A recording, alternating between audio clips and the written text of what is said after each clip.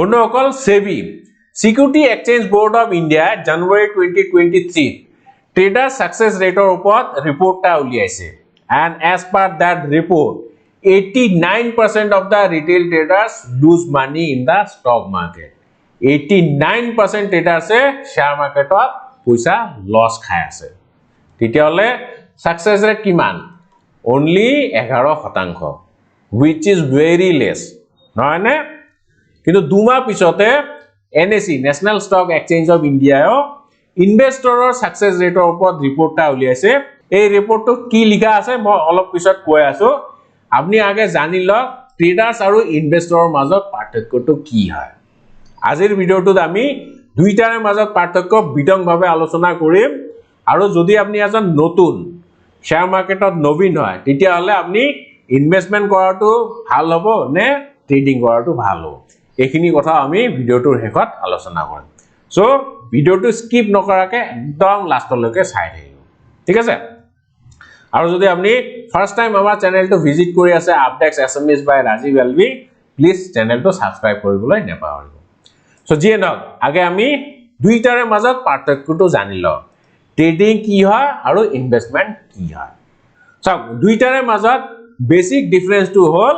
time horizon trading মানে কি trading হল short term মানে আপনি বহুত কম সময়ৰ কাৰণে স্টক এটা কিনি পেলাই বিক্ৰী কৰে ঠিক আছে সো টাইম ফ্ৰেম কিমান হ'ব পাৰে আপোনাৰ টাইম ফ্ৰেম 5 মিনিট হ'ব পাৰে 1 ঘন্টা হ'ব পাৰে বা 2 দিন হ'ব পাৰে 1 সপ্তাহ হ'ব পাৰে বা 1 মান্থ হ'ব পাৰে ঠিক আছে সো যদি আপনি স্টক এটা বহুত কম সময়ৰ কাৰণে হোল্ড কৰে তেতিয়া হলে তাক কোৱা হয় ট্ৰেডিং বুজি পাইছে আৰু যদি স্টক এটা আপনি কিনি পেলাই লং টাৰ্মৰ কাৰণে হোল্ড কৰে মানে আপনি 5 বছৰৰ কাৰণে হোল্ড কৰিলে বা 10 ইয়াৰ্ছৰ কাৰণে হোল্ড কৰিলে বা 20 ইয়াৰ্ছ ইভেন মোৰ দেন 20 ইয়াৰ্ছৰ কাৰণে যদি স্টক এটা হোল্ড কৰে সেইটো ষ্টাইলক কোৱা হয় ইনভেষ্টমেন্ট বা ইনভেস্টিং বুজি পাইছে সো বেসিক ডিফাৰেন্সটো হ'ল টাইম পিৰিয়ড যদি আপনি কম সময়ৰ কাৰণে স্টক এটা হোল্ড কৰি ৰাখিছে তাক কোৱা হয় ট্ৰেডিং আৰু যদি আপনি লং টাৰ্মৰ কাৰণে স্টক এটা হোল্ড কৰি আছে তাক কোৱা হয় ইনভেস্টিং বুজি পাইছে তাৰমানে trading is short term and investing is long term so দুইটাৰে গোল কি কি সো যেহেতু আপনি ট্ৰেডিংত সঘনাই ট্ৰেড কৰিব এতিয়া স্টক এটা কিনি পেলা অলপ পিছতো বিক্ৰী কৰিব পাৰে যেনেকৈ স্কেলপাৰে কৰে স্কেলপাৰে স্টক এটা 1 মিনিটৰ কাৰণে হোল্ড কৰে কেতিয়াবা 5 মিনিটৰ কাৰণে হোল্ড কৰে কেতিয়াবা 10 মিনিটৰ কাৰণে হোল্ড কৰে সো যেহেতু আপনি সঘনাই তাত ট্ৰেড কৰিব তাৰমানে তাত ৰিটাৰ্ণটো obviously বেছি আহিব লাগিব কাৰণে মই ধৰি ললো আপনি ৰিটাৰ্ণটো 12% মান পাইছে বুজি পাইছে এটো মান্থলি ৰিটাৰ্ণ কিন্তু ইনভেষ্টমেন্টৰ ৰিটাৰ্ণটো অলপমান কম হয় 12% হ'ব around 20% কিন্তু এটো পার ইয়ার হ'ব এটো হল পার মান্থ আৰু এটো হল পাৰ ইয়াৰ বুজি পাইছে সো এতিয়া হয়তো ৰিটাৰ্ণটো চাই পেলাই আপনি ভাবি আছে মই ট্ৰেড কৰো সেইটো সিদ্ধান্ত লোৱাৰ আগতে মই আপোনাক NSE ৰিপৰ্টটো কি কৈ আছে হেতু দেখাই আছো so according to NSE white paper an investor with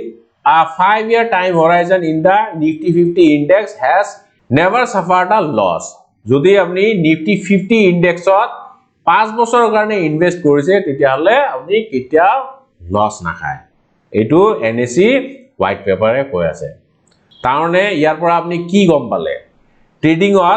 যদিও ৰিটাৰ্ণটো বহুত বেছি 12% পাৰ মান্থ মই এটো ৰাফলি কৈছো 12% এটো 10% হ'ব পাৰে বা 20% হ'ব পাৰে ৰাফলি যদি 12% আপনি ৰিটাৰ্ণ পায় পাৰ মান্থ কিন্তু তাত সাকসেস ৰেট কিমান অনলি 11% বুজি পাইছে তাৰনে তাত লস হোৱা চান্স বহুত বেছি আছে কিন্তু আপনি যদি লং টাৰ্ম ইনভেস্ট কৰে তেতিয়া হলে তাত লস হোৱা চান্স বহুত কম কিন্তু ইয়াতে Nifty 50 ইনডেক্সৰ কথা কৈছে আপনি জিটি স্টক কিনি পেলাই যদি লং টাৰ্ম হোল্ড কৰি ৰাখে তাত আপোনাৰ প্ৰফিট নহব পাৰে এটো গ্যাৰান্টিড নহয় ট্ৰেডিং এ কৰক বা ইনভেষ্টমেন্টে কৰক শেয়াৰ মাৰ্কেটত সদায় লস থাকিবই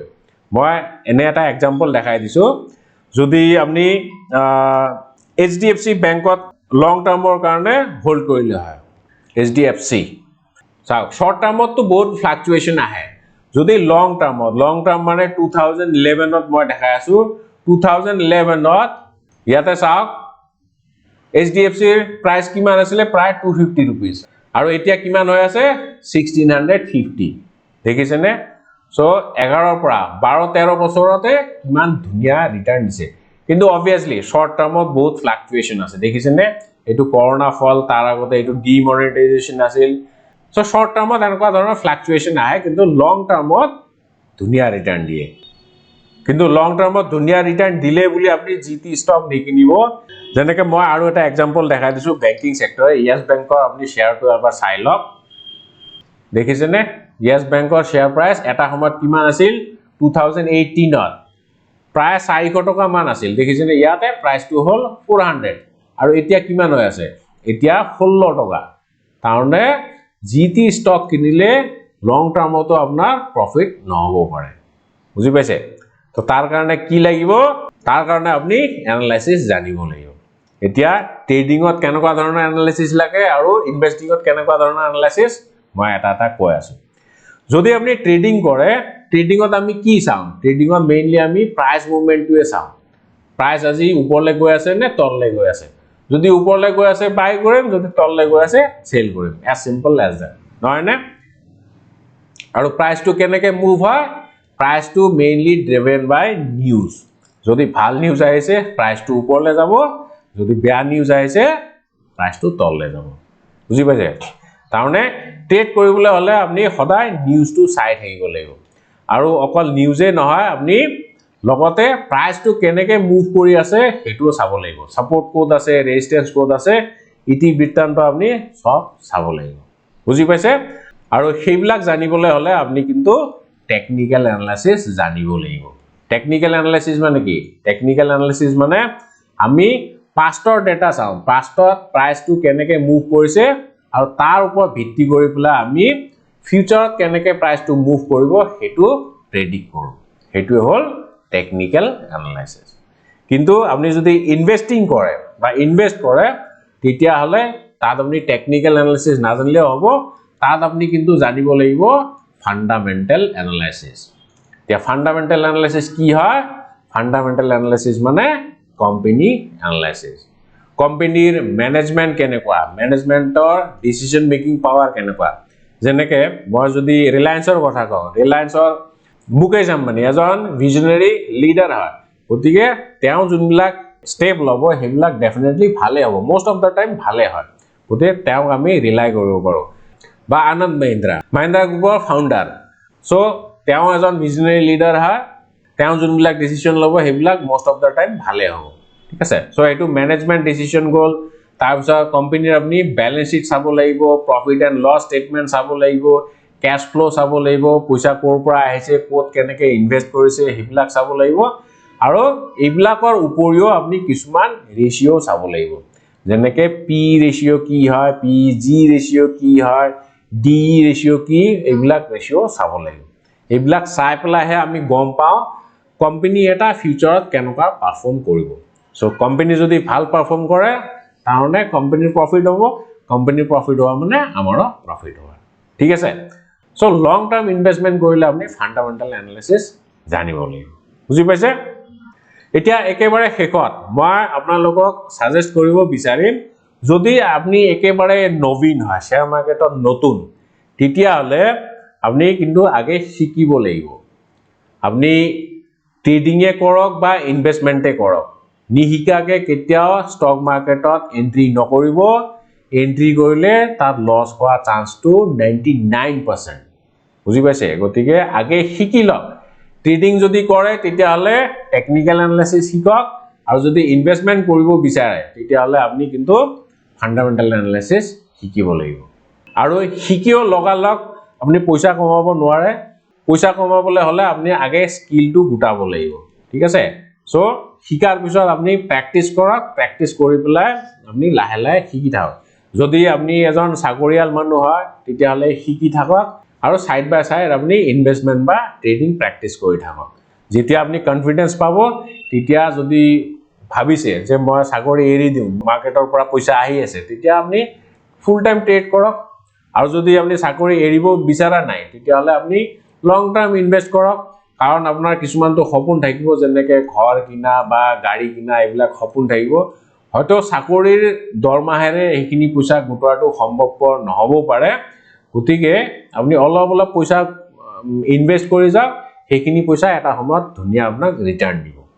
সো যদি আপনি ফুল টাইম কিবা চাকৰি কৰে বা ব্যৱসায় কৰে তেতিয়া হলে আপনি ইনভেষ্টমেন্ট কৰক আৰু ট্ৰেডিং কৰিবলৈ হলে আপনি কিন্তু আগে শিকিব লাগিব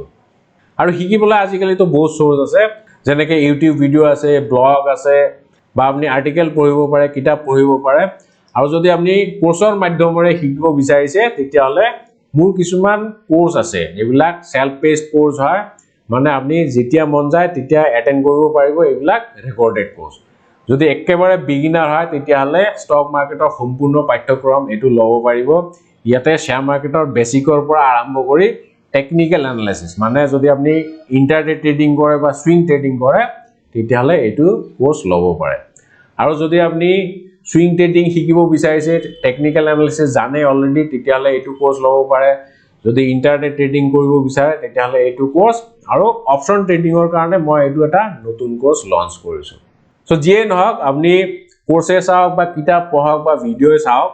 কিন্তু আপনি শিকিব লাগিব শিকাৰ পিছতে আপনি ফিল্ডত নামিব লাগিব নিহিকাকে নামিলে কিন্তু লস হোৱাটো প্ৰায় খাটাং বুজি পাইছে না সো যিয়ে নহক ভিডিওটো একেবাৰে শেষলৈকে চোৱাৰ বাবে বহুত বহুত ধন্যবাদ জয় আই অসম